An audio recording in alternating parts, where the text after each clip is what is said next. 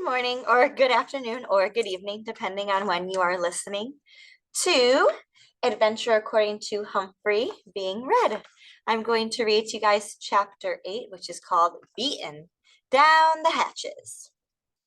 Once I was back in room 26, I spent a lot of time in my sleeping hut, trying hard not to think about boats.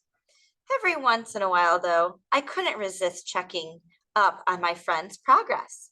With Mr. Brisbane's advice and help, holes were drilled, keels were attached, boats were sanded and painted, and sails were raised. He seemed especially pleased with the progress Kirk and Richie were making with their tall ship. Just make sure that those sails don't weigh the boat down, he told them. I'm going to test it at home tonight, Kirk said. After Mr. Brisbane moved on, Richie turned to Kirk. Maybe I could test it at home. Have you ever sailed a model boat before? Asked Kirk. Richie admitted that he hadn't. But I can tell if it sails or sinks. Look, I've done this before with my dad, Kirk explained. He knows all about boats. He was in the Navy. But I haven't done anything, Richie complained. Great, said Kirk. You'll get a prize and you don't have to do the work. Trust me, we'll win. I guess Richie couldn't think of anything else to say, but he sure looked miserable. Kirk didn't seem to notice.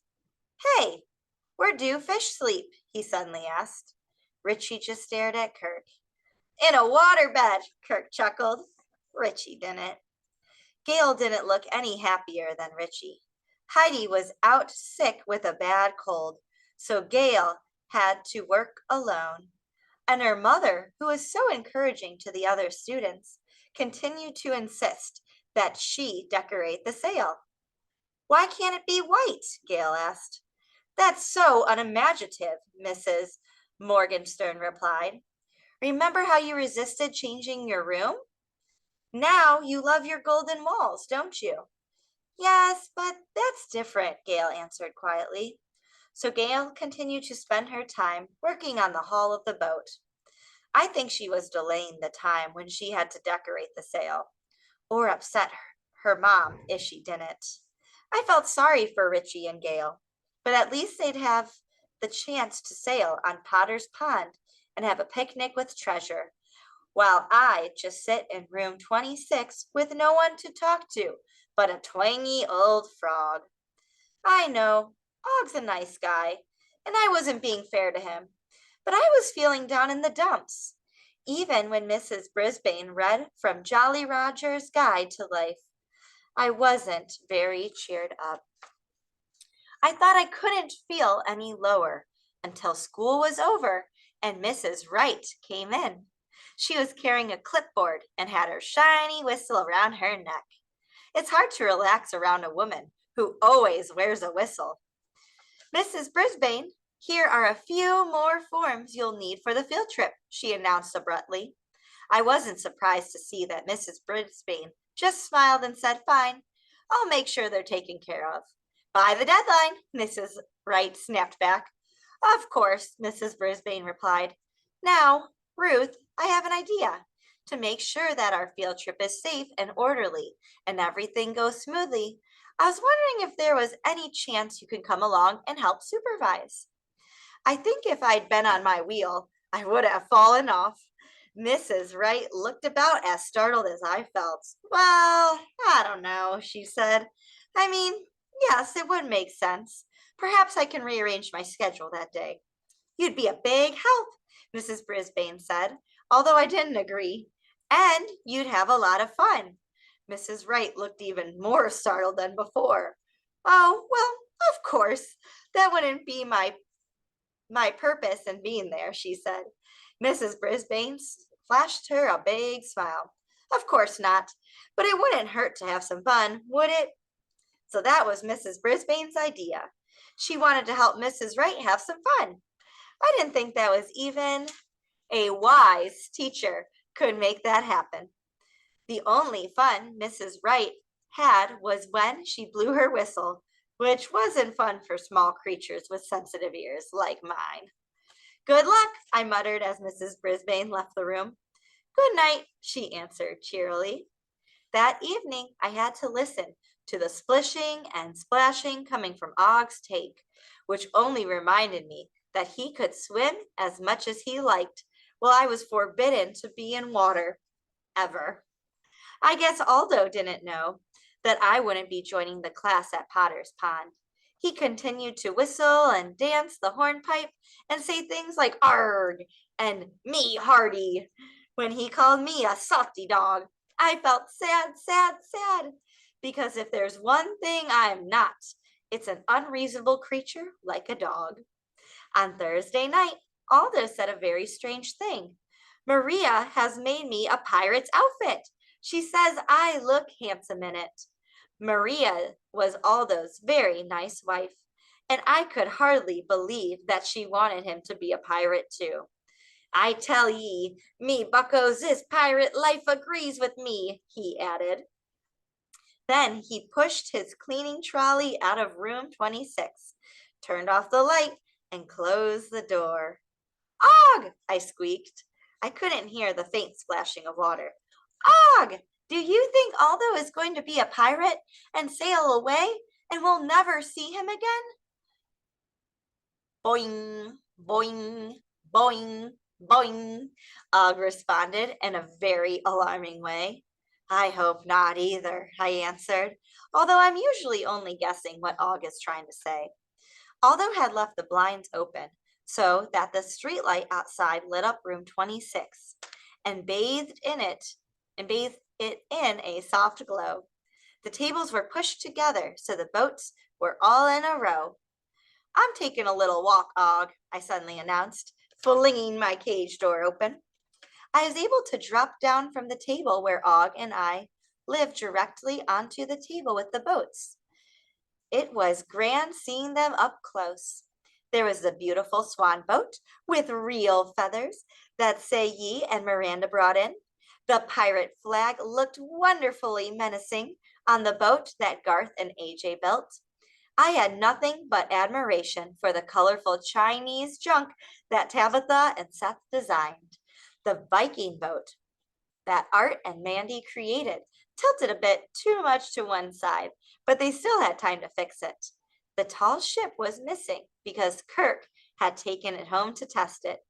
Gail's boat, and it was practically hers alone since Heidi had been sick all week, was plain and simple, just like the poster of the classic sailboat on the wall. My friends were doing a great, great, great job. And in spite of my own disappointment, I was proud of them. But I suddenly remembered the boat I sketched in my notebook, the SES Golden Hamster, and its impressive hamster flag. None of my friends had even thought of a flag, except the pirate flag on Garth and AJ's boat. I looked around at the piles of art supplies in front of me and picked out a lovely triangle of aluminum foil and a toothpick. I carefully inserted the toothpick in the foil, and what do you know? It looked just like a silvery flag on a flagpole. I planted it right in front of Gail's boat, sticking it in a mound of molding clay. It was a way to make my mark and congratulate my friends on their good work, even though they never know whose flag it was. After all, it wasn't their fault I'd be a landlubber forever. There's always plenty of time to think after Aldo leaves, and that night I couldn't help thinking about Kirk and how he was treating Richie. I never seen him act that way before. Everybody in room 26 wanted to win the prize for the race, but my other friends weren't acting like Kirk. What had gotten into him? Then I started to think about the weekend I'd spent not long ago at Kirk's house. It was a fun, fun, fun place to stay because Kirk's family is nice to visiting hamsters, and they all like to laugh like Kirk does. He has a mom, a dad, an older sister, Chrissy, and an older brother, Kevin. Kirk and Kevin shared a room. They had matching beds, matching lamps, and matching desks. Over each desk was a shelf. On Kirk's shelf, There is a dictionary, a globe, 5 joke books, and a red ribbon tacked to the edge. On Kevin's shelf, there were 3 silver trophies, 4 gold trophies, 4 plaques, and a row of red, blue, and gold ribbons. There must have been at least 10 of them. I didn't pay much attention to the difference between the shelves until Kirk pointed it out that Saturday afternoon. He and I were alone in his room. Kevin was out running track, which according to Kirk is a lot like spinning my wheel, except you run in a circle on the ground. See all those trophies and ribbons, Humphrey? Kirk asked me. Those are Kevin's awards for sports. He's great at all sports. Basketball, soccer, track, swimming. Look at them all, he said. Pretty amazing, aren't they? Yes, yes, yes, I squeaked. I must admit, I was impressed. Kirk pointed to the lone ribbon on his shelf. That's the only award I ever got for honorable mention in the talent show last year. I did a comic routine. I should have gotten gold. Since I haven't been around for the talent show and wasn't even sure what it was, I didn't comment. You should see my sister's room, Kirk continued. I'd show it to you, but she doesn't let me in there. Anyway, she has 2 shelves of awards for good grades and the debating team. That's where people get points for arguing and drama competitions and speech contests. And I don't know, every time Chrissy opens her mouth, she gets an award. I was still thinking about debating. I don't like arguments one bit, but humans get awards for them. Kirk flopped down on the bed. Dad always says, I'd better get busy if I'm going to fill up my shelf. Then he says he's just kidding, but I'm not sure.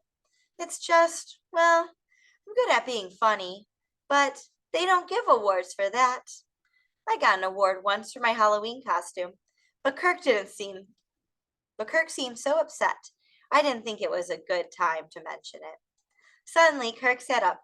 Hey, Humphrey, did you hear about the scarecrow who got the big award for being outstanding in his field? He laughed loudly. Ha ha ha. Get it, see? A scarecrow stands in a field, outstanding in his field. Unsqueakably funny, I said, though I was exaggerating a little. I've got a million of them, Kirk said. Did you hear the story about the spaceship? It was out of this world. He chuckled again. Ha ha ha. So did I. Kirk jumped up and stood close to my cage. Here's one for you, Humphrey. What did the hamster say when he broke his leg? Quick, call a ambulance. A ambulance? Now that was funny. I hopped on my wheel to show Kirk the joke made me happy. If I had a gold ribbon, I would have given it to him. Like I said, it was quiet in room 26. Og never squeaks up, much less tells a joke. Og, did you hear the one about the boy who wanted a prize so badly he even hurt his best friend's feelings to win it? I asked my neighbor. Og didn't laugh, but that was okay. The situation wasn't one bit funny, and I didn't have any idea how to make things better between Kirk and Richie. It didn't take long for Gail to notice the flag the next morning. Heidi was back too, and she asked who had made it. When the girls asked around, no one knew anything about it except me, but nobody asked. When Mrs. Morgenstern came over to check on their progress, she asked Gail how she decided to decorate the sail.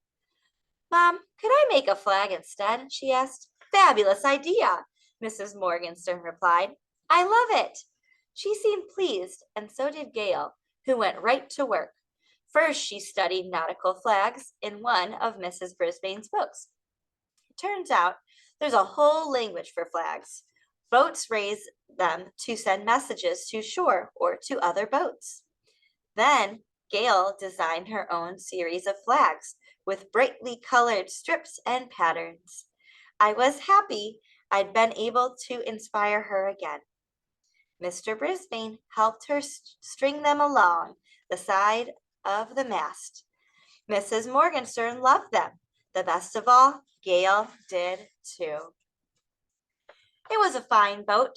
They are all fine boats, especially after Mr. Brisbane helped Art and Mandy get their Viking ship to stand up straight.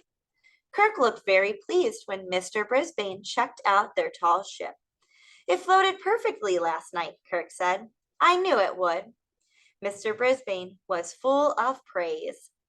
After he moved on, Kirk turned to Richie and said, I think we've pretty much got first place wrapped up.